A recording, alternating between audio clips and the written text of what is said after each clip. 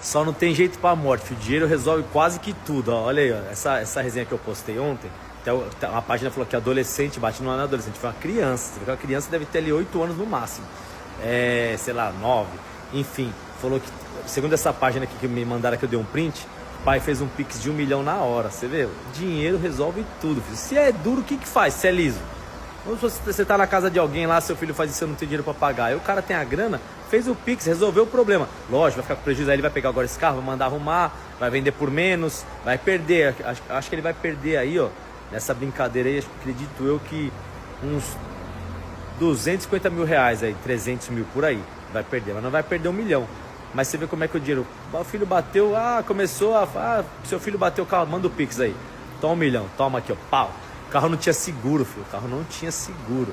Então tem que estar, ó, trabalha, porque o dinheiro vai resolver 90% dos seus problemas.